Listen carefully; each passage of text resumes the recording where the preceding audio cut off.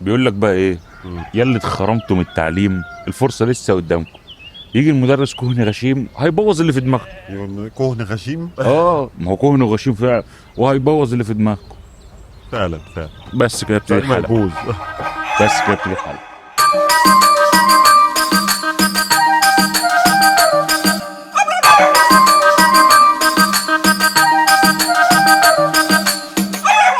صباح الخير. صباح الخير يا معلم بيه. عامل ايه يا حاج فوكس؟ الحمد لله. اخبار الاولاد ايه؟ الحمد لله. طبعا مش هدخلهم مدارس. لا هحاول ما ادخلهمش مدارس. احنا بنتكلم النهارده عن اللي مرينا بيه كاطفال بقى والكلام ده في المدارس، والحقبه اللي مرينا بيها. ما هي تعتبر حقبه فعلا، يعني انت بتقعد 20 سنه تتعلم الجذر التربيعي، الجذر التكعيبي والجذر هتستفيد بيه ايه في حياتك العمليه؟ انا اموت واعرف. هات لي الجذر التربيعي. يعني لو حد بيسمعنا، انت استخدمت الجذر التربيعي في حياتك؟ استخدمت اس 2 في ايه في حياتك؟ ربع لي استخدمتها في ايه في حياتك؟ انا عاوز اعرف في حياتي العمليه. فلو انت تعرف يا ريت تعرفني. في حياتي اليوميه ما حدش هيستخدم الكلام ده في حياتي يعني يا ريت لو تعرف استخدمت الرياضه 2 ولا استخدمت احصاء انت في حياتك. لو تعرف تطورت لحد كل الرياضات وخلصنا هندسه ورياضات وكل بس في الجوافه كله. بل بيجي في الاول في الاخر دلوقتي يحل مشكله يحل مشكله البني ادم كلها. اللي هو انا مش حافظ جدول الضرب بقى يسرع.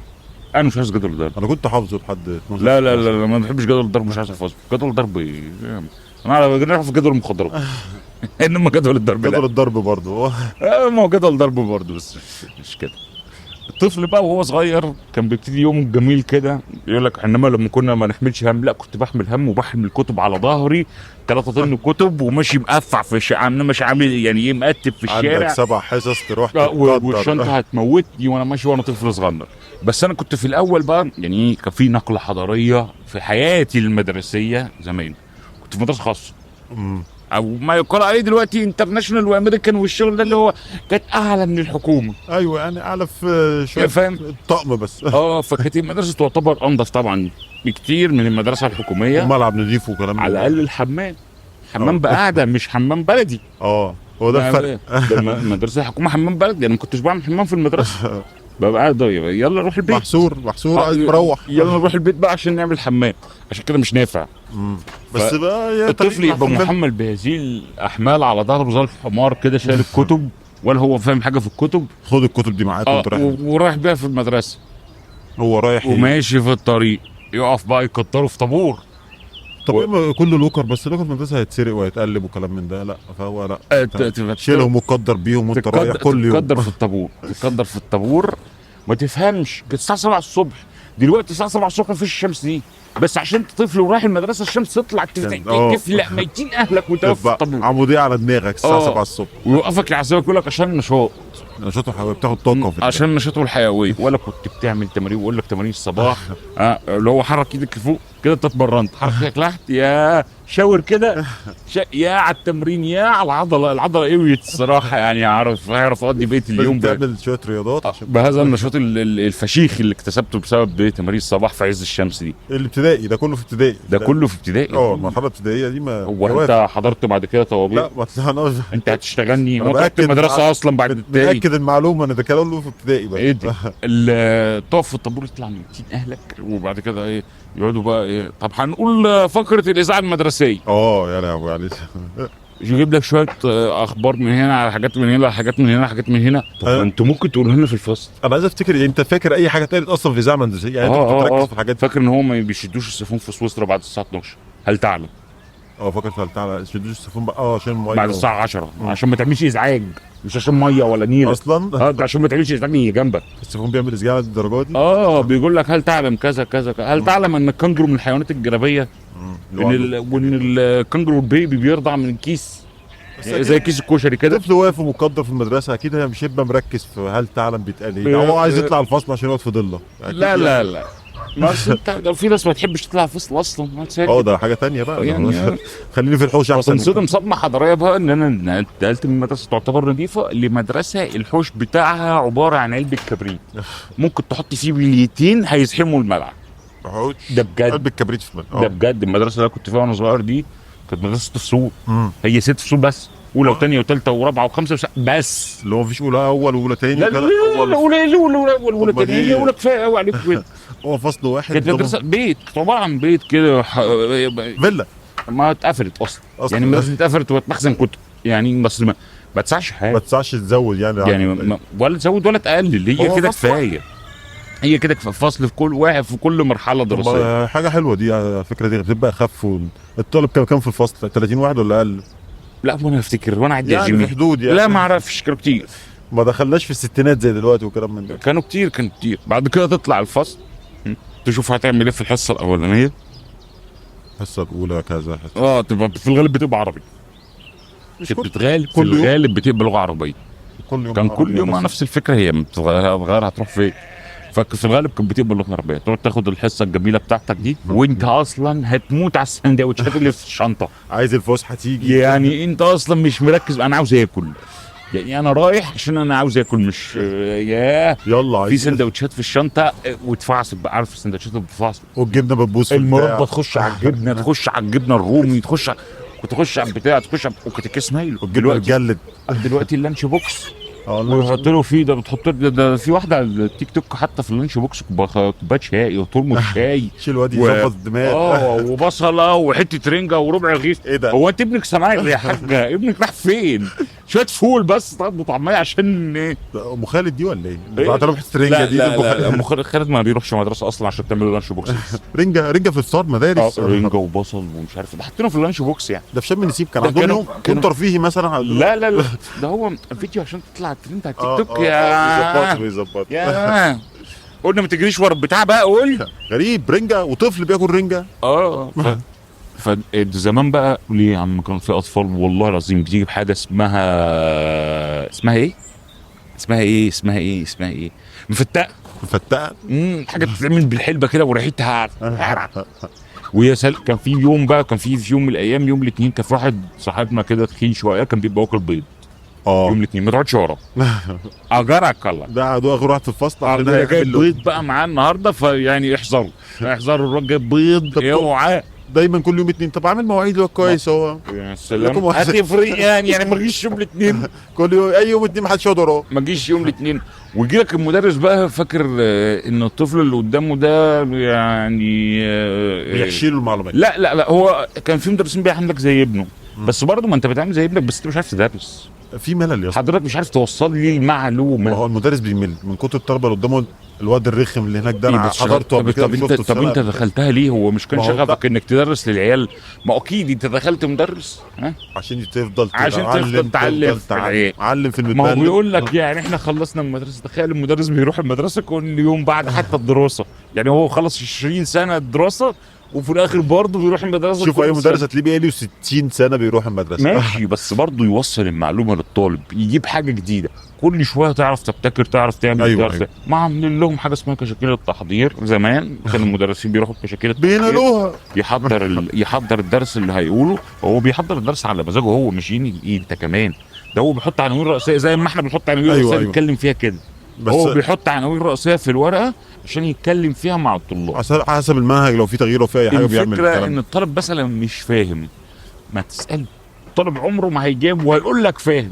اي طالب عشان ينجز اي طالب عاوزك تحل عن دماغه فهيقول لك فاهم. لا فانت اساله بقى، كرر زود السطور بطريقه حلوه.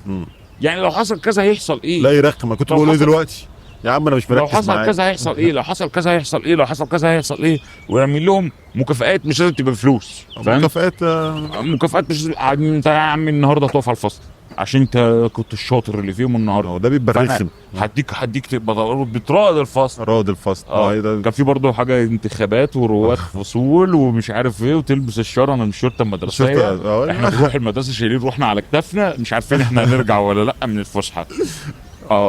شايلين كتافنا على وهي حته كانت شريطه بقى معفنه حمراء كده بتتحط على البتاع، وكنت بتلبس لها كاب طب كان وظيفته ايه غير بعد يعني هو بيلبس البتاع دي كان بيعمل ايه في الفسحه؟ هو في الفسحه كان بيعمل حاجه تلاقيهم كل واحد لبس الكاب يا عم هو ولا اي حاجه، ما انت يلا بقيت ظابط. فعاليات ايه الهدف من الفعاليات ما نعرفش، بس احنا عملناها وخلاص، مفروض علينا فلازم نجيب حد. بس احنا عملنا الفعاليه دي وخلاص، فيعني هو حطهم معانا، هو الحكومه قالت لنا نعمل كده، هي الوزاره قالت لنا نعمل كده، فهنعمل كده. ما هو ده دايما يعني انا اقول لك لا ويدخلك بقى اجيب لك رائد ولواء وكل في زمان بقى حاجه اسمها اوضه المعمل الكمبيوتر، كان الماوس هناك كان ابو بليه، ده العيال كانت بتخلع الماوس، العيال كانت بتخلع البليه تلعب بيها وكانش في اي يعني هو جهازين تقريبا في البتاع الطلاب بيتعلموا عليهم، كان جهاز واحد ماده، ده كان في ماده اسمها الحاسب آلي. ايه ده يا حبيبي؟ كيبورد. لا انا مش هقرا الكيبورد دلوقتي. لا يعني ده انت طفل غبي بقى، ده انت ما اتعلمتش. ده ايه يا حبيبي؟ ده ماوس فار. ايه يا حبيبي؟ فاره. ايوه فاره. وده ايه يا حبيبي؟ لوحه مفاتيح. ودي ايه يا حبيبي؟ اللوحه الام ومش عارف اعمل ايه ده. هو ده العلام، يعني هو ده اللي علمته له في الكمبيوتر ده زمان ايامنا، الله اعلم دلوقتي. انا بالي حبه حلوه سايب التعليم يعني ولا فما نعرفش العيال دلوقتي بتتعلم. كان في اسطوانات كده بيحطوها بتاعت اللي هي المواد بقى علوم وعربي والكلام من ده، كان اختيارات وكلام من ده بشويه جرافيك وبتاع. دي كانت حلوه، دي الحلوه اللي في دي كانت حلوه، كانت ممكن تطور شويه من دماغ الطالب، انما غير كده الطالب ما بيتعلمش في الجوافه، ما بيتعلمش اي حاجه. يقول لك حصه تدبير منزلي، حصه التدبير المنزلي دي احنا كنا بنروح ناكل. الولاد كانت بتيجي، ما اقدرش اقول عليها، ما اقدرش اقول عليها مدرسه، ما اقدرش اقول عليها مدرسه، لان هي عباره عن خيمه ماشيه لابسه حمار والله، يعني هذا ليس تنمر بس هو المنظر كده. تجي العيل كده تفتح بقه زي الدرج زي توم اند جيري، تحط فيه 200 سندوتش مربى اللي عاملاها هي في بيتها، تقفل البق تاني، ابلع يا حبيبي. بتدوقه ولا هي دي التربيه، دي الحصه، هي دي الحصه. يعني حتى ما عملتش اي حاجه، ما عملتش اي حاجه يا عمي. ده انا جاي لك بقى كلتوا مربى يا اولاد. ايوه جاي لك بقى في اعتدي على التربيه اللي ايه الزراعيه، والتربيه كان اسمها ايه، تربيه زراعيه، وكان في حاجه كمان، كان في زراعه وكان في حاجه كمان كده عمليه يدويه بتعملها وبتاع. كان في شرطه عسكريه ولا كان اسمها ايه اللي هي برضو كان هي الماده دي او هي يعني هخش لها اهو في التربيه العمليه دي ولا التربيه تدبير منزلي ولا اسمها ايه؟ لا التدبير المنزلي ده في ابتدائي، احنا مش مسرده للبنات مش للرجاله يخرب بيت. امال اقتصاد منزلي الثانيه دي كانت ما هو بتقعد تعمل المفروض انك تروح تعمل حرف وبتاع. المدرس بيقول لنا حد معاه فيلم والله العظيم، وياخد الفيلم ويخرج بره وانتوا هيصوا جوه. ده في الابتدائيه؟ لا ده في اعدادي بقى. انا قلت بقى رحت اعدادي محدش معايا فيلم. يا نهار اهو ده مدرس جاي يعتبر مدرس بيدور على مدرس بيدور على افلام بيتثقف برضه، يعني بيتثقف العيال، يعني ما يتثقفش بيسال عيال صغيره، يعني يا نهار اسود عليك. برعوم بيشوف برعوم صغير، هات لي برعم صغير، هات لي برعم. ايه البراعم اللي معاك النهارده؟ معاك ايه؟ والله كان بيحصل. كان مدرس ماده ايه؟ ماده ايه كان بيدي؟ هي بقى التربيه العملي دي، التربيه اللي ما فيهاش ما بتعمل حاجه. كان بيشرح عملي ولا بيشرح اي حاجه ولا بيعمل اي حاجه. وكان بيتبادل الثقافات. كنا في اعدادي واخدينها كفسحه، واحنا كنا في اعدادي يعني شويه عيال اشكال وسخه. ما تفهمش المرحله الاعداديه دي بارد والله، اشكال وسخه. كان في مواد كده بتبقى ايه فاضيه، تحس ان هم مش لاقيين حاجه يعملوها، فقال لك خد دي وحط دي معاها. هي لها لازمه، هي لها لازمه فعلا. هو كان بتشرح بس يتنفذ اللي بيتقال فيها. مش بقول لك عم بيتفرج على العيال ما بينفذش. يعني المفروض يعلمك مثلا ازاي تربط الحاجه دي بالمسمار، ازاي تلحم الحاجه دي بالغيره، ازاي تقطع الخشب، ازاي تعمل. هي دي التربيه العامله. هو الفكره بيبص. وبعد كده التربيه الزراعيه، ازاي تزرع النبته دي، وتجيب بقى زمان في ابتدائي بقى كنت تجيب بطنه وتحط عليها شويه حلبه وترش ميه الميه وتطلع. والفول نفس الفكره، فول نابت وحلبه. تعور لي تاني يوم كله عمل نفس الحلبه دي كلها في الجوافه، كله يروح يعملها وبتاع. كان في بقى اجبار زمان اللي هو ايه، هنلم فلوس عشان نعمل زينه للفصل. ويلم فلوس من الفصل يهرب بيها بره البلد عشان يعمل شويه زينه للفصل، يلم زينه. وتجيب لي لوحه عشان تبقى متفوقين. في لوحه بتكتب على لوحه وترسم مش عارف ايه حضرتك دي مش من عليا انا كطالب، دي المفروض على المدرسه، دي المفروض على الوزاره هي اللي تعمل اللوح دي وتعلقها في المدرسه ولا يبقى لها لازمه. هو بيقول لك احنا عملناها مره. انما اكتب لي نص من النصوص، كان اسمها النصوص اللي هو الشعر وبتاع، اكتبوا لي على لوحه وتعلق. هل انت اللي بتعمل لوحه؟ لا ده انت بتروح للخطاط وبتدي له كانت ساعتها 3 جنيه عشان الفرخ وعشان الكتابته، ويكتبها لك وتوديها. انت استفدت ايه؟ ولا انت حاجة. غرمت ابوك، ولا خط اتحسن ولا اي حاجه. انت غرمت ابوك. انا الخط دي انا جاي لك في الخط دي، ده فيها بلاوي دي. انت غرمت ابوك على الفاضي 3 جنيه ورميتهم في الارض. ما هي اتعملت لاجل الموجه اللي جاي اهو، ده عمل الطالب. اصل انا رايح اصرف على المدرسه، وتحت بيكتب لك عمل الطالب مش أصل عارف أنا رايح ايه. أصرف بره العيال بياكلوا في المدرسه وجبات سخنه في وسط البتاع على حساب المدرسه. احنا جايين نصرف على المدرسه. ايوه. ما هو حط هي لها بقى. اللوحه، حط لي اللوحه دي، حط لي مش عارف ايه، حط لي مش عارف ايه. واهم حاجه عمل الطالب، عمل الطالب كذا اللي هو اللي عملها. وغير عيد الام لما بيبقى في المدرسه، ما هو من ضمن الصرف على المدرسه بقى عيد الام. الابله دي قسما بالله انت ما طايقها ولا طايق. شوف خلقتها في المدرسه، بس اسمها ابله. ابله كان اسمها ابله. معلش احنا ناس قديمه شويه. تروح الابله دي مش عاجباك اصلا، فاهم؟ مش بتتخانق معاها طول النهار وتضربك وتقعدوا تضربوا في بعض، بس لازم تجيب لها هديه في عيد الام، فتتجرب ما يتشين ام طقم الكوبايات عشان تروح تدي للمدرسه دي طقم كوبايات، وتروح تدي للمدرسه طقم كوبايات، وتروح تدي للمدرسه وانا مش طايقكم. انا مش طايقكم اصلا. نشاط بيعلمك ازاي ده. بيعلمني الحماه والمح. ايه دي؟ هل انا استفدت منك بحاجه اصلا؟ ولا في جواب. ولا تستفيد منها بحاجه، ولا هي تشرحها حاجه، وتكتشف ان هم كل اللي بيقولوا غلط.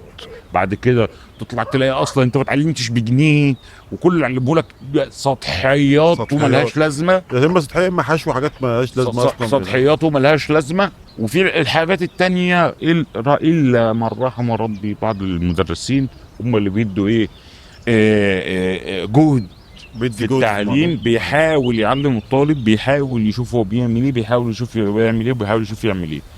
ومعلش بقى، في حاجه اسمها التربيه الحديثه. ينعل ميتين ام التربيه الحديثه. عشان الواد اتضرب، اصل الواد كان قالع ملط بيجري في المدرسه فاحنا ضربناه. فانتوا ازاي تضربوا الواد؟ اذيتوا نفسيته. اذيت نفسيه مين يا مره يا بنت؟ نفسيه مين؟ الواد قالع ملط وماشي بيجري في المدرسه. انتوا مجانين، انتوا مجانين عموما. ولا طفل مش عارف ايه وقع من على السلم هو اللي بتاع. ايه المدرس مالنا يتين امه؟ اقول لك لازم احميه ازاي؟ احميه منين انا؟ احميه منين؟ والتدافع اقول لك احميه. هو عيل عاوز ينط من على السور، احميه ازاي؟ احميه او مش هضربه ويقول لك ده انت هتت نفسيه الطفل. ينعل ميتين نفسيه الطفل عن ينعل ميتين امك. ده هي اصلا امه اللي بتتكلم دي قسما بالله كانت بتعرض على وهي صغيره. كانوا ماسكينها في المدرسه كده. ما غيروا بقى غيروا تربيه حديثه. غيروا. وتلاقي ابنها ده في الاخر بيتنطط عليها دلوقتي لما يكبر يعني. أيوة. لما يكبر بعدين، ما هي دي التربيه حديث. يوم شتمها ومطلع ميتين ابوه. رشيد قال انت عامله تربيه حديثه بقى هو تربيه مفيش عقاب. ومن امن العقاب اساء الادب. بس هو اكيد هيطلع ما هو امن العقاب. ما فيش عقاب، انت مش عاوز تعاقبه. والتربيه حديثه ونفسيتي يا ولد. هو اكيد لازم يكون في عقاب بس مش بالضرب. هم قصدهم كده ان انت ما تضربوش لغايه الضرب وخلاص. فاهم حاجه؟ بس انت ما تفهمش هتعاقبه ازاي. ممنوع يا حبيبي المصروف. ليه يا راجل؟ ليه يا راجل؟ لا طفل شمام في المدرسه جاي لك ببوس. ما هو ده بقول لك هو في ابتدائي. ما هو جاي لك في موس. لا في ابتدائي. في ابتدائي بموس. في ابتدائي لسه بقول لك جاي لك بموس. مش هتضربه؟ لا ما هو ابتدائي ده باهر. ده وصل ابتدائي مش هتضربه؟ فعلا ممكن توصل لابتدائي دلوقتي بموس فعلا. مش هتضربه. جاي وعمال يعمل في بلاوي. والاطفال يا اطفال انتوا عارفين الاطفال يعني انتوا عارفين هم كانوا بيعملوا معاكم في الكلام ده كان في اعدادي وثانوي. هم اصلا الاطفال دي في البيت مطلعه ميتين اهاليها فرمينهم في المدرسه. ارموهم في المدرسه. نفسيت مين يا مره انت منك ليه؟ اقول لك هتتابونا في المدرسه. ويجوا يستنوا الطفل على اول المدرسه ويجوا يخرجوه من المدرسه بدري. طب انتوا مودينه المدرسه ليه بدل ما جايين تخرجوه بدري؟ هو كان في ساعتين الاهل دول مش فاهم مش محتاجين الطفل ده فيهم فيرميهم في المدرسه. وجايين تخرجوه من المدرسه بدري ليه؟ طب هو كده اتعلم ايه؟ طب هو كده استفاد ايه؟ ولا اي حاجه. هتطلع الطفل، هتطلع عضو في نص المجتمع ملوش اي لازمه. نص متعلم حاجه او ملوش اي لازمه. هطلع شيء يعتمد على التجاره بقى في المخدرات، ولا الشغل في الوساخه، ولا القرف، ولا هيفهم اي حاجه. انا 3/4 الفصل اللي معاه في الابتدائي بقوا دولارات. ايه اللي حسب ايه؟ حسب انت تشتغلني. ده كويس ان انا مش معاهم. والله هنكذب. فما تلاقيش ما تحميش قوي كده. ماشي. تربيه حديثه، تربيه ايجابيه، تربيه خيره. طفل ابتدائي يروح بموس فهو بيعمل ايه مع اهله في البيت يا لما عم قسما بالله ابنها بيبقى ابني بس سلاح ابيض انا مش عارف طفل سلاح بيبقى ابيض عامل فيها السيد شيبه، سلموا احداث هو بيبقى عامل فيها السيد شيبه في المدرسه وعمال يجري ويقرف ضربوني يا ابن الكدابه يا ابن يرجع يتمسك الكدابه. وتلاقي طفل مثلا ووقع لوحده وهو اللي وقع واتكسر وعانى، ده ضربوني يا نهار انتوا عالمينه في البيت، وترجع تلاقي انتوا مش معلمينه في الكذب، ده انتوا قاعدين بتكذبوا عليه طول النهار بقى في بيتكم، ويكون بيهرب مثلا بس هو وقع. هيكذب الكذبه دي ليه لو انت معلمه ان الصدق هو الصح من الاساس بقى. ما هو بينجي نفسه بالكذب، ما فيش حاجه اسمها ينجي نفسك، قول ينجي نفسه من اهلي ويلبسها في المدرسه. قول اللي حصل بالحق من اولها كده. عاوز تعلم الطفل قول اللي حصل بالحق، مش هيحصل لك حاجه او هيحصل لك، ولازم تتحمل نتائج ايه لازم تتحمل. ما هو لازم يتعلم ان هو لازم يتحمل نتائج افعاله. حلو. ان الفعل ده انك حطيت ايدك في ميتين مش اكملنا عربيه ايدك هتسلخ. حلو. الاهالي بقى بيعمل ايه؟ قول لي بس يا حبيبي وانا مش هعمل لك حاجه، قول لي وانا مش هعمل لك حاجه. الراجل الواد قايل مره يصدق يعمله، ما هو فبيتعلم ايوه ما انت تقول له من اولها، قول له من اولها في حاجه اسمها عواقب للي انت بتفعله. ايوه اللي انت بتعمله هتولع في دي هتتحرق، هتعمل دي هتتكسر، هتعمل دي هتتضرب، هتعمل دي بس هو وانت عارف بقى متعود على الكذب. هو الطفل ده اكيد متعود على الكذب، عارف هو ايه اللي المفروض يحصل. انما هتفضل اسهل حاجه بيبقى عنده يلا حور والف وادور. لا انا اجيب وكيل نيابه حقق مع الواد. هو اكيد هيفضل يحور. ضربته امتى لك؟ الساعه كام؟ عملت ايه؟ هيكون بينط من على السور ولا حاجه وقع اتعور فيروح لاهله ضربوني في المدرسه. الاشكال والله العظيم. والمشكله ان الاشكال اللي بتيجي تتكلم ويقول لك نفسيه الطفل دي قسما بالله جرابيع ولا يعرفوا يعني ايه نفسيه اصلا. قسما بالله الناس دي بتعلمك بجنيه. زيد نفسيته هو كده خلاص بيقول لك زيد نفسيه الطفل وتلاقي هي اصلا ولا لها ولا فاهمه يعني ايه نفسيه اصلا. يقول لك انت اذيت الولد والله هي ما تفهمش حاجه عن نفسها غير المستشفى النفسيه والعصبيه. والله العظيم ما تفهمش اي حاجه. وتقول لك اذيته نفسيه الطفل، نفسيه الطفل مين يا يلا استغفر الله العظيم، ربنا يحرق الجاز وسخ وجميع امثالكم ان شاء الله. نسيب الاهالي اللي عماله تجيب عيال بنت، سيبك من اللي هم طلعوا كلهم دولارات دول، انساهم. كان في اوسخ كده في اوسخ اكيد بقى. ننتقل للمرحله الاعداديه. الاعدادي بقى والمرحله الاعداديه اللي هي بعد ابتدائي. عشان يبقى على نور. لا مش حد عارف ان الاعدادي بعد الابتدائي يبقى انت حمار، لا مؤاخذه ما تفهمش برضه زي الولايه اللي كانت فاتت دي. خش على اعدادي. كنت تروح المدرسه بقى، القميص يبتدي يتغير شويه، فتروح المدرسه تبتدي المدرسه تبعد عن البيت. فبتاخد رحله من البيت للمدرسه، وطبعا انت طفل فبتتمشى ما بتحبش تركب لانك انت طفل فيك طاقه وفرهده ومش عارف ايه. فتروح المدرسه، قبل ما تروح المدرسه تكون جبت جزمه كل حته عشان المدرسه بعيده اكيد. وتروح تقف في نفس الطابور. برضه كانت مدرسه صغيره نفس الفكره بس فصلين بقى. المره دي من كل حاجه انت نوعت فصلين. هي 6 فصول. ايوه ما هو اعدادي اولى وثانيه وثالثه، ابتدائي اولى وثانيه وثالثه وخمسه وسته نفس الفكره. انت بتكمل نفس المرحله كده بس مش اكبر شويه. هنا بقى نيجي للمدرس ابن الجزمه اللي كان معاوز من العيال الافلام. المدرسه برضو تلاقي فيه بقى اشكال وتبتدي تتعرف على البلطجيه، وهنا يبتدي بلوغ البني ادم فيبتدوا يوزعوا عليه زي ما المدرس بيوزع كده. كان وزعوا زي ما المدرس عاوز كده. بسكوت مربى في بسكوت ده في ابتدائي وفي اعدادي برضه. لا بس كان بسكوت جميل، بس بيكسر حته. هو جوز هند بس جوز هند مات جوه. او جوز هند مات متحلل وتعفن جوه. مربى صغننه كده جوه البسكوت. لا ما كانش فيه مربى، كان بيديك عصير وبسكوت. في اعدادي عندك كان فيه مربى، ومره وزعوا بيض. بسكوت والله تضربه في البتاع يرجع لك تاني سليم. بل الحيطه هي اللي هتلاقي فيه الحيطه شروخ كده من البسكوت. من نتيجه هذا البسكوت اللعين اللي كانوا بيقدموه. ايوه. فاعدادي بقى تبتدي تشوف الاشكال، تلاقي الاشكال طلعت بقى من ابتدائي. ما اعرفش انتوا طلعتوا من ابتدائي الاعدادي ازاي. يلا خش. ما بيعرفوش يقروا ويكتبوا. انا شفتها والله ما بيعرفوا يقروا ويكتبوا. بص دخل اعدادي وعامل لي فيها شبح، وهو رايح المدرسه عشان يبقى بلطجي. يعني هو رايح يتعلم البلطجه. هو ده بقى ده اللي اتعلم من المدرسه. اتعلم بلطجي. ده راح يجرب بقى في عيال في مجتمع منغلق عليهم بدل ما يجرب بره ويتقبض عليه. هو جرب جوه المدرسه ان هو يكون بلطجي وفرح جوه المدرسه. ويسرق ساعه ده، ويسرق سندوتش ده، ويسرق الشنطه ده، ويسرق مش عارف ايه. يا لا حرام يا لا انت عايش فين يا هجرس؟ جاي ما بيعمل تقولش هجرس وانا ما مشوار. اعرفش ابوك وامك حراميه زي هجرس كده في التمثيليه. تلاقي اهله موصينه مش روح مثلا اتعلم ويركز وذاكر. لا لا لا لا روح شوف هتقلب لنا ايه وتعالى. ده بيسرق بيسرق صندوق الجامع نفس الفكره كده. واشكال والله العظيم اشكال ما يعلم بها الا ربنا. ما تفهمش دول انتوا دخلتوا التعليم بناء على ايه؟ يعني مجاني. مجاني ايه؟ ما هو والله العظيم ما هو مش حكايه مجاني، ما هو كده كده لازم يبقى مجاني. بس الفكره ايه اللي خلى الطفل ده يوصل لهذه المرحله في الاعدادي يبقى بالشكل الوسخ ده؟ ما هو طلع من ابتدائي ازاي اصلا من غير ما يعرف يقرا ويكتب؟ ما هو وصل ازاي ان هو يطلع لا عادي كله ايه اللي وصله برضو في الاخر للشكل الوسخ ده؟ هي دي التربيه يعني. هي دي التربيه. مفيش بقى التربيه. ما هي دي التربيه الحديثه بقى بتاعت زمان. ما كانش حد بيتكلمه في الشارع، ما كانش حد بيتكلمه عشان اهو طلع ابن اهو شمام. قسما بالله كلهم دلوقتي شمامين وميكانيكيه طبعا مع الاعتذار للميكانيكيه، الميكانيكيه فوق راسنا يعني، بس دي اشكال وسخ يعني، مش انتوا، مش الميكانيكيه، مش كمهنه، مش مهم. مش المهنه يعني، مش المهم. فاهم؟ هو طلع صحابي ميكانيكي، يا ريته عارف يبقى ميكانيكي حتى لغايه دلوقتي. فاهم؟ ما فيش اكيد ما اتعلمش الحاجه. واللي يطلع ديلر المخدرات واللي يطلع مهرب واللي يطلع حاجات اشكال بنت كلب كده مالهاش معنى. بلطجه، هو كله بيتبلطج في الاخر لانه ما اتعلمش حاجه في المدرسه، هو راح يبلطج على زمايله. فتنتقل للمدرسه وينتقل معاك بقى في فكره انك تبقى شبح شويه. العيال بقى بس شبح بالنظافه، مش بالقرف بتاع الاشكال الوسخه الثانيه حراميه ولد الكلب.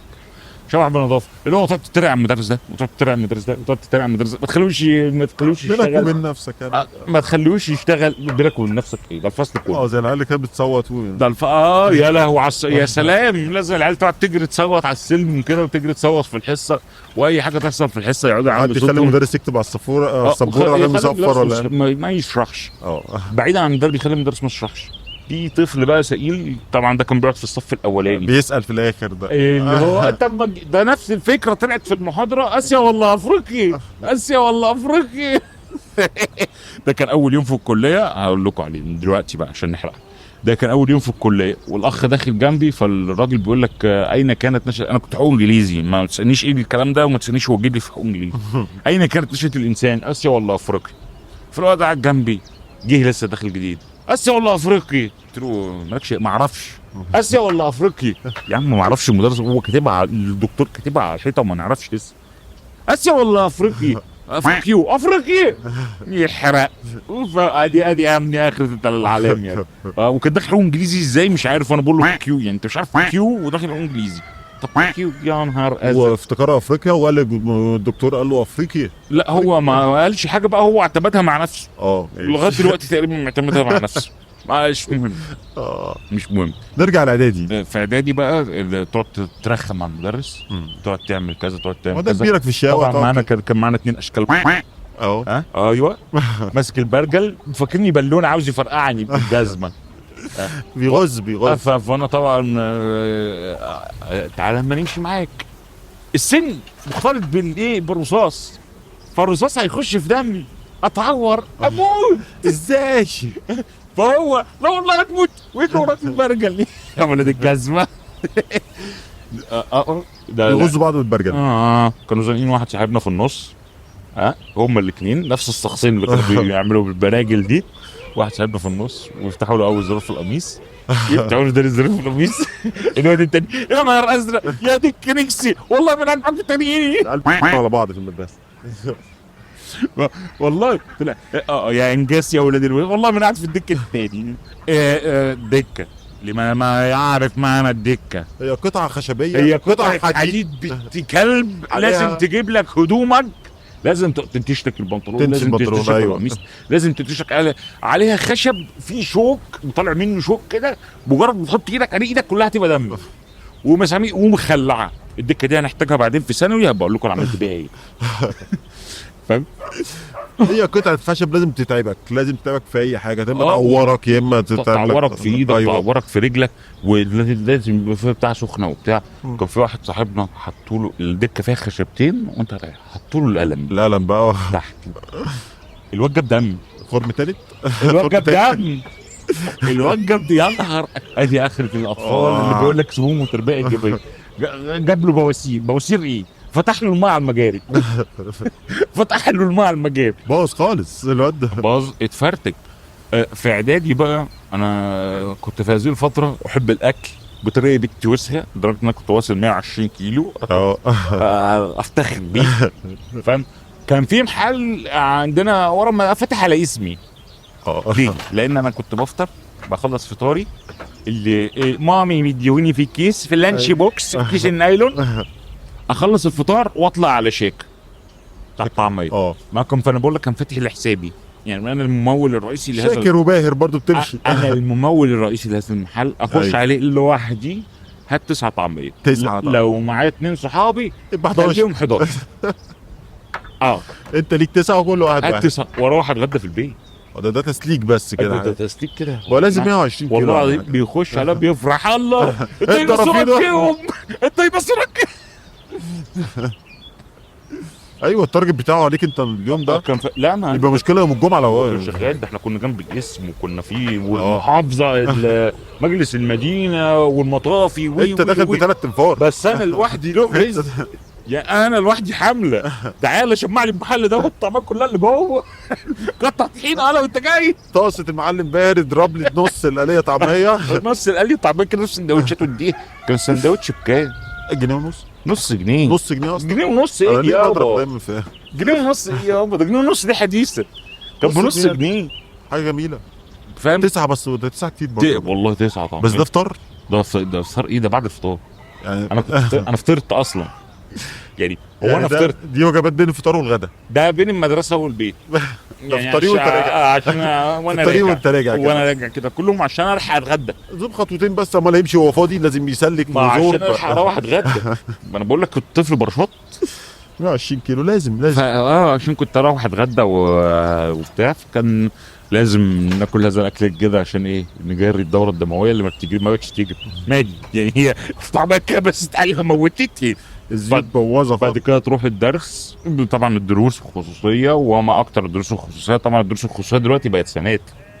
لا ايام ما كانتش سنات. درس في البيت كان. انا جالي في ثانوي، ما جاليش في اعدادي. انا هو في ثانوي بدات الدروس. لا كنت تروح الدرس هي مجموعه في اوضه لازم يبقى ريحتها بول، لازم الاوضه يبقى ريحتها اسنان، ريحتها بول، ريحتها بتاع، والمدرس قاعد قدامك بيشرح. بس انت كرول اللي قاعد فاهم ال 50 طالب ولا 60 طالب اللي في الحصه وهو قاعد بيشرح لكم.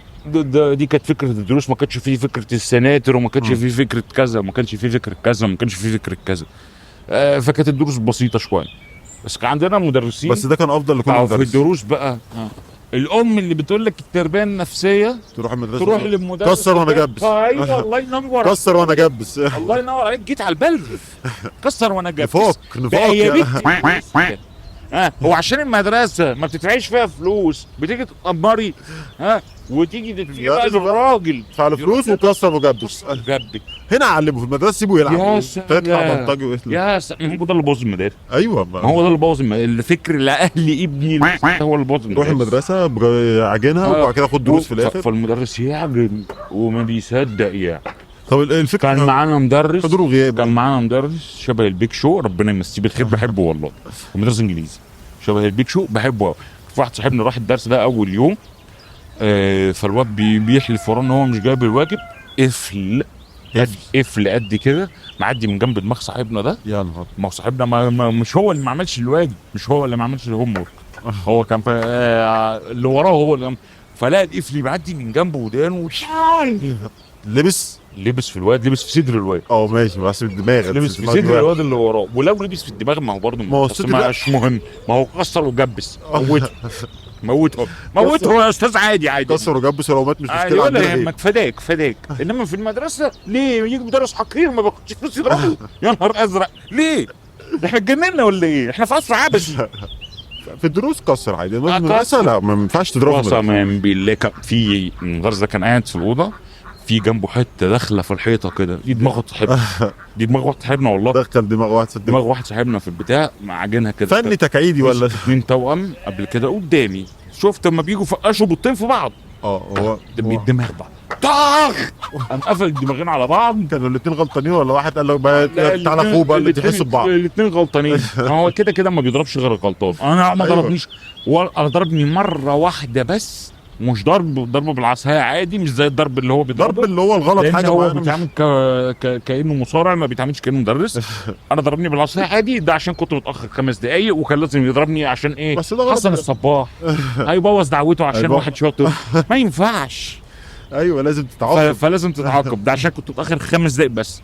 ازاي إنما- المواعيد مهمه. طبعا ايوه. انما كان بيمسك، والله مسك واد قبل كده نيمه على برضه دكه، بس دي خشب مش حديد. نيمه عليها وابتدى يعجن كانه بيعجن فطيره بكوعه وايده وقام مسك السلسله الفضه من على رقبته وقطعها. لبست سلسله انا ما اشوف سلسله فضه بتتقطع يعني، والسلسله كانت تقيله، مش السلسله المعفنه الفضه المعفنه اللي انتوا بتلبسوها دلوقتي بتقولوا عليها فضه، لا السلسله كانت تقيله. ايوه. فشد البتاع قطعها، الوجه فيه في رقبته طبعا مكانها شويه خط. تجاريح ودم ومش عارف ايه كده مكان السلسله. في انا كنت بحبه فشخ بقى يعني، فاهم؟ انه كده عشان كان غبي مع العيال غبي مع العيال، وهو العيال لا بس الصراحه انا لو مكانه هعمل كده، لان العيال بيقول له اقرا اللي قدامك دي عربيه اسعاف. ايه اللي خلى امبريلا يا نهار ازرق. بقول لك امبريلي امبيولانس. ما هو بيقولها لا الواد هو بيقولها بيقول لك امبريلا وفرحان قوي. فانا لو مكانه هو خدها هتجلط. بالشبه ولا خدها ازاي ما انا لو تفهمش. مكانه هتجلط والله يعني فلا تعال. وده مش لسه بيتعلم، مش بيتهته لسه ده كان في اولى ثانوي الكلام ده كمان، مش في اعدادي. فتعال انت تهبل، انت هبل حضرتك. والمشكله ان انت حتى لو مش يعني انت مش مترجم، انت في عربيه اسعاف فالطبيعي ان مش مكتوب عليها امبريلا. اكيد مليون في الميه مش مكتوب عليها امبريلا.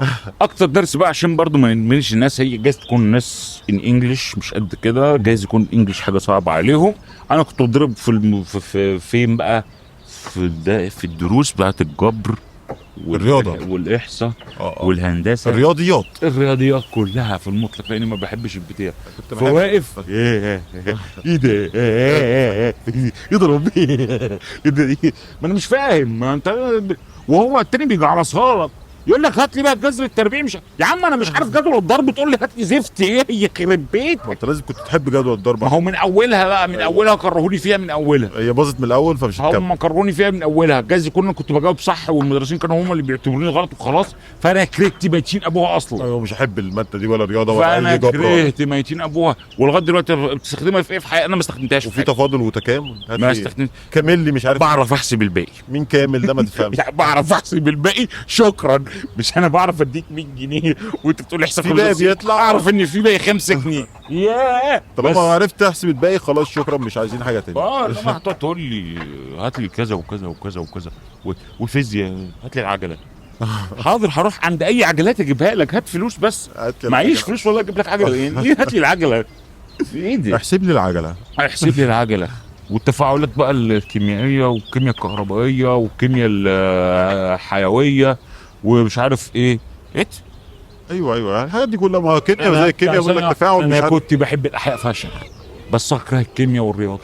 ما المشكله بقى هو بيديك كل حاجه. لحظه انا كنت علم علوم وبعد كده قلبت ما ايه؟ هو ثانوي دي انت ذهبت الى الادبي، بيديك حشو كله كله مسابقات النادي. شويه يقول لك ثالثه، حط ثالثه بس هي اللي فيها، وبعد كده ترجع تاني ثانيه وثالثه. ماشي ما عنديش مشكله، انت عاوز تعمل لي كده اعمل لي حساب، انما ما في ثانيه واحده. احنا درسنا حقوق وشايف وعارفين الدنيا ماشيه ازاي.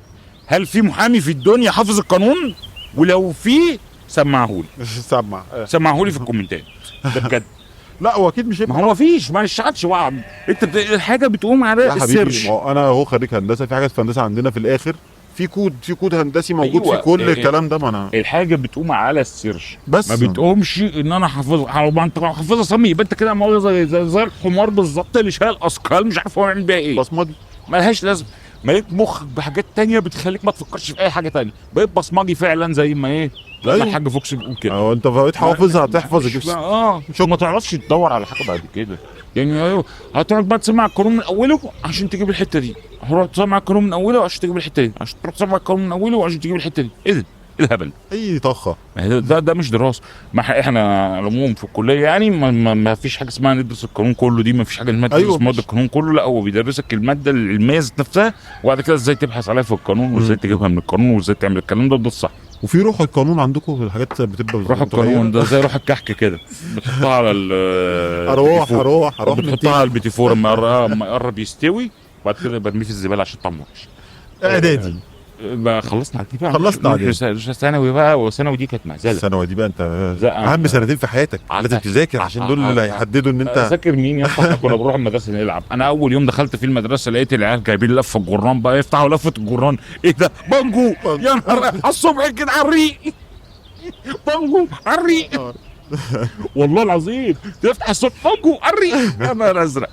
وكان كان الفصل بتاعنا احنا في ثانوي، احنا تقريبا خلاص بقى انت بقيت صغير.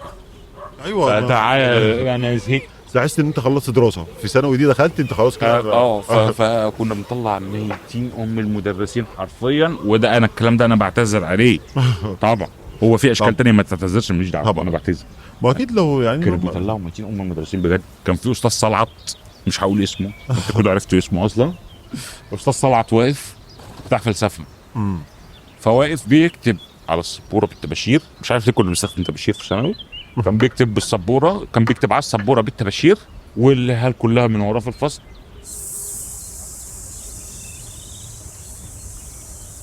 ولا بدبانه زي ما انا بعمل كده. 60 واحد بقى بيعمل ما خرجش من الفصل، ده شاف صداع ولا حاجه، ما صدعش. صدع ايه؟ فهو بيلف كله يسكت، صوت صرصور الحقل، بحط صوت صرصور الحقل في فاهم، يلف يكتب على البتاع، شديله تاني. ففي واحد صاحبنا قال له ايه استاذ خرطوم معاك اهو، اللي تلف وتلاقيه بيقول هس اديله. فاحنا عاملين بنس، اول ما لف لقاه هو اللي بيعمل كده غبي قلت له سلم نفسه غبي. يعني كلهم كانوا متفقين على الاس 6 لا المدرسه دي كانت حوار ما بعد حوار. كانوا دخلوا ايام الثوره في المدرسه دي وكتبوا على الحيطه ارحل يا عصمت، ارحل يا عصمت. المدير عصمت ده المدير الله يرحمه. ارحل يا عصمت، ارحل يا عصمت على البتاع. واستاذ وائل بانجو جاي بيتكلم، هو اسمه وائل بانجو بس ملوش علاقه بالبانجو، فاهم؟ واقف بيتكلم، اللي عمل كده انا هجيبه، انتوا فاكرين ايه؟ انتوا فاكرين يا سايبه احنا بره البلد. ده كان وزير الداخليه بتاع المدرسه. فانا واحد صاحبي بقول له احنا عرفت احنا كده ليه ما بنلعبش في الدوري الممتاز، ما بقول له احنا بره البلد. احنا بره البلد، واللي عمل كده هيتجاب، وهطلعه لكم في الطابور بكره، وهنقيم عليه الحد تقريبا، فاهم؟ هنوقفه كده ونحط عليه صخره كبير وتحت يا حاج. لا يعني الله يرحمه كان شخصيه عسل المدير ده. كان بيجري ورا العيال اصلا. ده في مره شافني في المدرسه، انا كنت مربي شعري زي اتش دبور، طبعا اللي هيشوف الصور دلوقتي هيستغرب، ما فيش الكلام ده. انا كنت مربي شعري اكبر من اتش دبور كمان. فرايح المدرسه، فالاستاذ اسمه بيبص لي، وانت معانا في المدرسه؟ قلت له اه. قال لي هتحلق شعرك ده ما تجيش مدرسه تاني. قلت له مش جاي مدرسه تاني، شكرا، سلام عليكم سلام عليكم، فاهم؟ والله كان بيجري ورا عبده صاحبنا.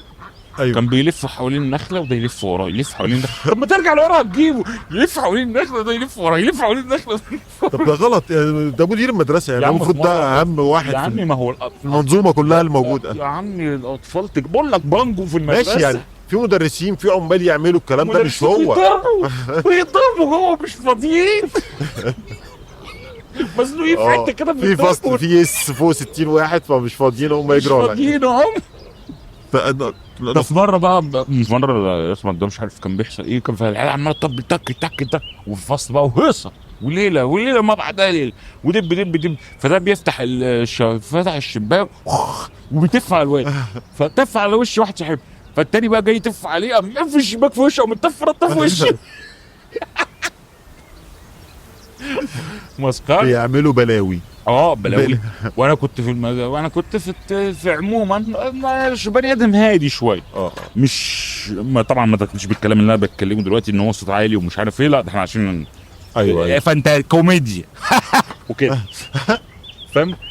فكنت هناك بقى ساعتها كان في ماتش اهلي وزمالك، والدنيا ايه، العيال جايه المدرسه مش عشان تيجي تدرس، ده جايين عشان يسقفوا وبتاع ونشوف اللي هيحصل في الماتش وبتاع. فالفصل كله اهلاويه وانا واحد صاحبي زملكاوي. فاجي في النص عادي، وانا ما عنديش مشكله في حاجه، انا قاعد وهم عاملين ايه صهو وليله واهلي اهلي اهلي والشغل ده. فايه لقيت فجاه في قفا بينزل على الجنب. واحد ضرب الاخر. ما لقيت هو مش زعل بقى اللي ضد الزملكاوي قفش. انا قعدت كده باصص لهم، هو تحذير واحد، نفسي حد يلمسني، انا عاوز حد يلمس. وحصل. وحصل. مين الجاسوس اللي وجه الواحد، ما هو انا هو قاعد يجري زي اللهبل من غير نظاره، بس عرفت في الاخر. فايه قام جه وقام ضاربني على ظهري، مش على ما جاتش على القفا، جت على بس طلبتها ونلتها. رحت قفلت باب الفصل وجبت دكه حديد، عشان كده بقول له هنرجع على الدكه، قفلت بيها الباب. واقف لهم على الباب ولا ده؟ احنا كنا 60، في واحد هرب 59. ها يعني في 8 ففي 58 عليا. تعال 58 واحد اهلاوي وباير بيضرب فيهم. تعال جبت اكبر واحد فيهم وقلت نيمه دب دب. بعزق في ارض فعلا، مش بعزق بتاع الكبير. ها دب دب اديله دب دب واجن بيضربني والف على اللي بعده واجيب، والعيال تلاقي بتطير. عارف شفت انت الافلام الكرتون لما تلاقي حاجات بتطير حوالين الناس؟ بتطير كده مش دخان وطير. خلعت الحديده الدكه حديد وعليها خشب من فوق، خلعت الخشبه وواحد جاي في وشي. الواد اتقسم نصين، الواد كانه اتقسم نصين، الواد رجع لغايه اخر الفصل وقعد يعيط، واي حد يشوفه حاله. الحرافيش، فيلم الحرافيش بتمطر جوه فيلم صلاح الدين الناصر. كان اسمه ايه الولد؟ مش مهم، مش مشكله، محدش هيتعلم النهارده، محدش هيتعلم ايه، محدش يتعلم هنا. وبتمطر جوه واغاره غلا والناس تجري وناس تصوت والاسعاف تيجي في ايه. فبياكل صحابه، ما هو لازم ياكل صحابه ولا انت هتهبله؟ لا انا زملكاوي اصيل. لا انا مش طبيعي زملكاوي ايه، يعني ميتين الزمالك. مش هي دي الفكره، بس مجنون. الفكره يا جماعه مسك وجات في يوم برضه زهقت عليه. حاجتين ما تعملهم، النضاره، تحاول تجيب النضاره لان كان فيها هتطير فيها رقاب. النضاره وانك هتستكتر نفسك عليا. ايوه انا ما هات كتيبي، خاصه النضاره دي رخمه. هات كتيبي، هات لي اسلام كابونجا الدبابه ذات نفسه كده، انا هاتني لك بوز الدبابه دي هربطه كده زي الفيونكه. نضاره، ابعد عن النضاره. فهذه الحاجات يجب الحذر منها، لان موت تجيب في الاخر بلاوي. هيزعل وانت اللي هتزعل في الاخر. هتهزر هتلبس في فوق دماغك. كان في رياضه بقى بتمارس في المدارس، انا عاوز ابطل كلمه بقى دي والله عشان كترت قوي. الرياضه بقى اللي بتتمارس في المدارس بقى في هذه الوقت، يا دي النيل، ده بقى اكتر من الكلام. ايه ده بقى ده المهم ده عندها غسيل. الرياضه بقى اللي كانت بتمارس في المدارس ساعتها رياضه القفز عن السور. القفز فالناس كلها تروح تنط من على السور، او ما بينطوش على السور من اجل النط على السور، مش بينط على السور من اجل النط على السور، مش من اجل الهروب. الرياضه كان في ناس بتنط على السور وترجع تاني مدرسه، يعني ينط يجيب سندوتشات طعميه ويرجع تاني مدرسه، ينط مش عارف ايه يرجع تاني مدرسه. فالنط ده كان ايه، والفكره انت في منطقه حيويه، فانت تكتشف ان انت رياضي، مع ان انا كنت عجل يعني وبتخرج تكتشف. لا في ثانوي انا كنت خسيت شويه، خسيت في ثانوي ما كناش بنخش مدرسه، انا دخلت. لا ده كانوا بينطوا، ده اهم حاجه في السنه، ويطلع بقى ويشوف بقى في منطات المدرسه حراميه هجامين قاعدين بيخططوا. هجام بيعرف هتنط من على البوابه دي، ولا هتنط من عند غرفه الزراعه، عند غرفه الزراعه تخش عند الزرع كده يطلع عند السوق، ولا هتنط من فوق الدور الثاني ثغرات لا من الدور الثاني ينط على سقف بتاع ويجري ينط في الشارع. أيوة. في واحد صاحبنا جاي بقى بيجري، كان في ازاز، في عندك كراسي مكسره فوق دي، كان في ازاز ومش مكسور، الواح سليمه، فاتزحلق خدها زحلقه لغايه ما وقع بره المدرسه، بس خرج. بس خرج ايه. انا برضو في مره جيت اجرب، انا عاوز انط معاهم، قال لا اشمعنى كله نط وانا ما نطش. انا جت عليا، مع ان في هذه اللحظات كان هم كلهم ينطوا وانا اخرج من الباب، ما الباب مفتوح. انتوا بتنطوا ليه؟ انا كنت بخرج الباب ساعتها اهو، الباب مفتوح الباب مفتوح وما حدش هيقول لك تروح فين. بس هو ما هو الفكره عشان يبقى هرب كده ما هربش. ايوه هو كده لو خرج من الباب. انا كنت بلف استناهم على السور بقى وهم بينطوا يعني. في مره واحد صاحبنا بينط فبيرمي الشنطه قبله، وقعت على العربيه نقل وهي ماشيه، الشنطه راحت الشنطه. راحت فين يا حبيبي؟ كنت بهرب من المدرسه يا بابا.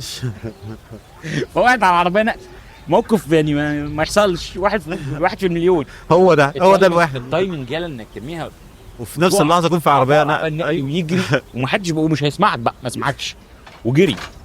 مره برضو كنت بنط من على السور، او هي دي المره اللي كنت تقريبا نطيت فيها، بنطلون جيب الطول كان فيه مسمار في السور ما حدش قال عليه. ما هو بقى يحطوا اسلاك شايكه ما ويحطوا حاجات من قالوليش كده، ده بقى يحطوا يا اسطى وفي مسامير وازاز شويه ازاز وشويه بتاع.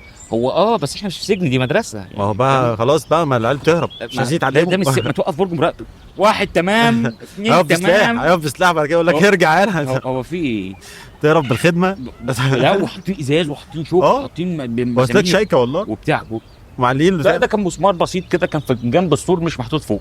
فقام جاب البنطلون من اول لاخر، بقيت ماشي في الشارع اي حاجه تستورني هتفوت الف بيها نفسي بدل ما انا ماشي كده. الله يخرب بيت اللي عاوز ينط، اما الباب مفتوح يا ولاد الكلب بنط من على السور. انا ليه انا مالي بيكو انا وطبعا كنت بنط على السور. ايه الهدف من النط على السور؟ انك تروح تقعد في السايبر اللي اتكلمنا عليه في الحلقه اللي فاتت.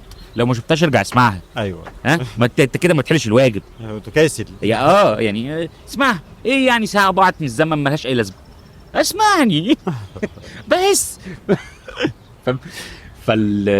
ساعتها بقى النط من على السور ده كان في ناس بقى واخدها ايه اللي هو انط اسرع او انط خلال 3 ثواني، وفي اللي بينط مش عارف منين. في بينط بعد الحصه الاولى يعني مثلا. طب انت وصلت ليه؟ ما هو في الغالب انت هتنط بعد الحصه الاولى او الثانيه. مش هتقعد اكتر من كده في المدرسه، تقعد اكتر من كده في المدرسه بيثبت حضور. انا كنت حاضر في اليوم ده اول حصه. تقعد تجري ورا المدير ولا المدير يجري وراك، تقعد تجري ورا المدير وتقعد تشوف المدرس ده بيعمل ايه وتروح ترخم على المدرس ده وترخم على المدرس ده. واحنا الفصل بتاعنا كان رخم يعني. فرخمنا على المدرسين وديناهم يعني والله العظيم كانوا بيعيطوا مننا. ما برضو يعني اطفال ما هو الفكره برضه لازم المدرس لو في طالب مش عايز يتعلم ما هو هيضر غيره. ما هو ده الفكره اللي لا يعني يقول لك انا بيضر غيره. يا جدع ده كانوا بيصوروا المدرسات العيال المدرسين. لا بيصوروا المدرسات بدون اي حاجه يعني بدون اي هدف. انت بتصور يعني تصورها ليه؟ انسان قاعد قدامك، انسان قاعد قدامك بتصورني انا حلو، انا حلوه وحلو في وشي فوتوجينيك. ايه ده؟ حاجه في منتهى العبط. مدرس موسيقى ولا مدرس واللي يعمل غلط طبعا بتعم على الفصل كله. يا الحسنه تخص والسيئه تعم. يا ابن الجاز. طب انا مالي يعني انا مالي؟ كان بيحصل الحوار ده. انت انا قاعد كافي انت خيري شري وهضربك بالراحه. انا قاعد كافي خيري شري شبه عبد الرحمن في تمثيليه في الحريفه. كافي شيري خالص بس ما كنتش بحط كوز الذره في جيبي. بس كان نفس الهيئه كده فاهم. وكافي شيري خاري والدنيا رايقه. ليه بقى يعني واحد يجي يعمل مشكله نلبسها؟ انا مالي يا لمبي. ما هو لازم بقى يقول لك كله بقى وتقعد بقى تتقدر معاهم وانتوا اشكال. ما ده اللي بيخلي بقى الواحد يقول لك ايه طب ما انا ابقى سبب المشكله بقى واخربها على الكل. طب ما دي الفكره بقى بيجي للشخص المحترم. طب ما يلا طب ما انا بتضر بقى من الناس ما اعجنها. برضو انا كنت انسان مسالم بغض النظر ان انا ضربت الفصل كله من شويه. خليك تشغل الفيروس. بغض النظر ان انا ضربت الفصل كله من شويه بس انا انسان مسالم. يعني في الطبيعي يعني في حالي لحد ما تيجي بتهب. في حالي لحد ما يحلال. ما تنكشنيش عشان ما في حالي لحد ما يحلال. بعد كده بقى نلعب دروس بقى بتاعت ثانوي. طبعا الدروس بتاعت ثانوي غير الدروس بتاعت ابتدائي لان الثانوي انت انفصلت عن النسوان. كان في دروس فيها برضه. لا انت في الثانوي انفصلت عن النسوان بس بتروح الدروس مع نسوان. يعني حريم في المدرسه الصبح بين قوسين بنات بين قوسين جيرلز. لا لو حد بيزعل ولا حاجه يعني لو انتوا اوفندد ينال ميتين ابو. تروح الدروس طبعا بقى ايه اللي عامل لي فيها شبح واللي عامل لي فيها بتاع اللي فاكر لي فيها نجم سينما جايب ازازه الكنزايه الكان مش الكنزايه عشان احنا مش فلاحين. الكان ومحط لك على المنديل يلا كلس فوق يا ابني. ده انت من العزبه. الكان ساقع فهو خايف يسقع. ده انت من العزبه ولا فوق. ده انت من العزبه ولا ده انت الحمار مش ده انت الحمار معتبر بيكم ابو ولا. والمشكله ما هي كلها بيتها في بعضيها يا حبيبي. اللي جنبك دي برضه هتلاقي المنطقه جنبك. الحمار معتبر بيكم ابو ولا. انت بتشتغل مين؟ راح يرسمها. راح ترسمها. انا نهار ازرق ما تعيشوا على طبيعتكم. ولا جايز ده يكون عندنا غلط. انا طول عمري على طبيعتي. يرسمها انا طول عمري على طبيعتي وسجيتي. واللي يجي يقول لي ايه اقول له ايه الصحبه. انما يا نجم هي ازاي كبيره ولا ايه حضرتك مخبيه منديل؟ النجم مش عاوز يتشاف في البراند لحسن يطلع اعلان. مش خايف الناس. الاعلان يلا هيصوروه يطلعوه ولا الباباراتسي هيجروا وراه يصوروه. طبعا لو مش عارفين ايه الباباراتسي يحرق ميتين كده. الباباراتسي دول الناس اللي بتصور النجوم بيجروا وراهم في الشوارع. الحق يلا مش عارف ايه عبده بوجده معاه حكايه. فده هيجروا يتصور بالكنزايه هو خايف يعمل اعلان للكان فيها تنك ويقعد يتني ويتفرد.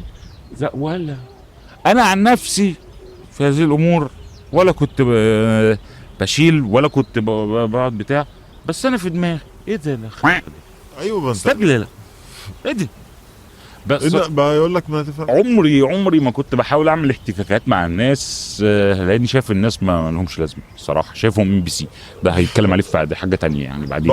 ما هو الفكره انت شايف واحد اللي قدامك ده هو تصرفه، هو بيرسم لحاجه. يعني اللي شايل كنزاف منديل ده هو في حاجه غلط. ما اكيد مش الكنزاف بتسقع ايده للدرجه دي ان هو مش الدرجه دي يعني. او لو تكون مطربه تحط له اي عذر، مش هتلاقي اي عذر للشخص، مش هتلاقي عذر ومش هتلاقي نيله. حاجات تفاهه. بمناسبه برضو الخناقات اللي في الدروس والكلام ده، كان في واحد صاحبنا عند، شفت المدرس اللي انا حكيت لك عليه المصارع اللي بيموت العيال ده، واحد صاحبنا عمال يهزر ومش عارف ايه، كان مش عارف معايا نوكيا ايه كده، كان غريب ان 8. لو حد سمع عنه قبل كده، ده من اوائل الموبايلات التاتش اللي نزلت في الدنيا. كان كله تاتش في 3 لاننا كنا اغنياء فشخ. انا مسكت ايفون ايام ما كانش حد عارف يعني ايفون بجد، كان ايفون 3 جي اس نازل. والله ما حد كان عارف ساعتها يعني ايه ايفون. واللي يخش ايه ده اللعبه دي اللي على الكمبيوتر؟ اللعبه دي اللي على الكمبيوتر. كان لسه عايشين في السيجا وكده. فالفكره في ساعتها بقى كان الموبايل ده معايا ومش عارف ايه، ولاد عمال يهزر وشات التليفون وجري. هتجيب التليفون ولا لا يا حبيبي؟ لا. هتجيب التليفون ولا لا يا بابا؟ لا. هتجيب التليفون ولا لا يا عسل؟ لا. وهو الواد يعني الواد مش حرامي، بيهزر. بس انا ما جاتش معايا بهزار. هو عيب بقى يهزر في انا ما جاتش معايا بقى بهزار. طب ماشي. هو جه قرب مني، مسكت ايده وقمت نفسه دخله مدخل العماره. انا ما اعرفش دي عماره مين اصلا، مش بس فاكر. هو نصيبه. وقمت في ايدي على رقبته زي الخرسانه. الواد كان في وش حبوب، الحبوب بدات تفرقع بالضغط ودب. تعالى المدرس بتاع الانجليزي طلع عمال يضرب في ايدي وانا مش هفك. الواد هيموت. سيبه الواد هيموت. عارف انت الشباب نفس الفكره بتاعت عضه الروت وايلر ولا عضه البيتبول، ما بيفكش. أيوة. بيقعد فتره عقبال ما يفك. نفس الفكره نفع عليهم. المدرس طب خش جوه ومش عارف ايه، فداخل جوه وفي ايه، وباهر كان بيعمل ايه؟ باهر بياكل صحابه. المدرس اللي هو الملاكم ده اللي هو المصارع ده خاف مني. باهر بياكل صحابه يعني. مش الولد من رقبته مش هحله. هو كان بيموت العيال جوه اصلا، هو كان بيرجف في العيال جوه، بس باهر بيموت صحابه دلوقتي. عشان كده ما تستفزي. انت شايفه قاعد في حاله كافي شيره خره. كافي شير خره فسيبه بقى. ما تنكش عشان هتيجي على دماغك. مجنون بقول لك. بس هتنكشه وهيجي على دماغه، هتيجي على دماغك انت في الاخر. مجنون بقول لك. بس هتعمل ايه بقى؟ الدروس بقى بتاعت اللي كان بقى ايه، يقعدوا يتمحنوا. خدت دروس قبل كده الساعه 6 الصبح والكلام ده؟ ايه؟ خدت دروس 6 الصبح دي؟ دروس 5 الصبح. كان درس الماني. رحت بيع لبن مش وانا كنت بشعري فاهم. فالمدرس بتاع الالماني كان شعره طويل قوي، فبيقول لي ولا هم الفنانين بيعملوا كده. انت كونستلر بالالماني يعني فنان. if you didn't know it. ده انجليزي برضه. فكونستلر يعني فنان. كونستلر ففنان وبنام الصبح كده، في يقوم داخل عصا في شعري شعري طويل ويعمل كانها بلياردو. يقوم جاي في الجمهور، يا صحتني يا حاج شعلة. الدرس 5 الصبح ده بقى مش فاهم ليه. المدرس يكون عنده مدرسه، هو عنده مدرسه مدرس، فلازم يجيبكم بدري. ما اعرفش. ومدرس الماني وزي برضه يقول لك مراجعه يوم الامتحان الصبح. ادرس الماني الساعه 5 الصبح. مدرس مش عارف كان بتاع عربي وبتاع ايه، يجيبك يوم امتحان الصبح، انت جاي تراجع معاه الامتحان الصبح. استحاله تفتكر اي كلمه من اللي هو قالها اصلا، بس هو انت تعالى ادرس الماني الساعه 5 الصبح. الراجل ده شككني في نفسي. عشان ينشطك ازاي؟ الراجل ده شككني في نفسي. طلع في هو شككني في نفسه والله في الالماني. وانت وحش وانت وانت وانت وانت وانت وانت. انا جايب في الالماني 49، في الانجليزي 50 من 50. دي معلومه احب اوجهها لحضراتكم يعني، لان ما كنتش هينفع اخش انجليزي لما كنتش جايب الارقام دي، فلازم عشان ما اشتغلش وعد يعني. فده شككك وانت فاشل وانت وانت وانت. لا. الله يحرق ما يشيل امك يا ابني مجنونه، ما كنت تضربني عسل. طب هو بيقول لك كده اللي غلط، يعني انت بتغلط مثلا ولا هو انا ما كنتش بحب في الحاجات دي قد الفلسفه والسفسطه. كنت انا واستاذي ورئيس استاذ الفلسفه معلمي ناخد درس الفلسفه ونقعد نتمشى في الشارع كده نتصفصف، نقعد نتفلسف نمشي نشوف طب عقده اودن جت منين. طب مش عارف ليه في الفلسفه القديمه كانوا بيقولوا كذا، وليه في الفلسفه الحديثه بيقولوا كذا. طب ليه فيثاغورس قال كذا، وليه مش عارف، وليه افلاطون قال كذا. وهل ضرب عيسى موسى؟ هل عيسى اللي ضرب موسى ولا موسى اللي ضرب عيسى؟ وعاوزين نعرف اجابه. لو تعرفها بقول لنا في الكومنتات، وتقدروا تتفرجوا علينا على اليوتيوب، وتقدروا تسمعونا على كل المنصات الصوتيه. سلاحف.